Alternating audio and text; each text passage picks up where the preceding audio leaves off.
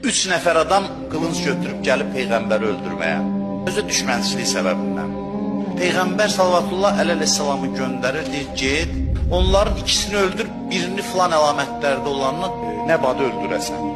Həzrət əleyhissalam deyir, gedir, onları yolda tutur, onlarla vuruşur, ikisini öldürür, biri ilə elə vuruşur ki, öldürməsin, onu diri tutsun. Axırda onu tutur, əsir eləyir.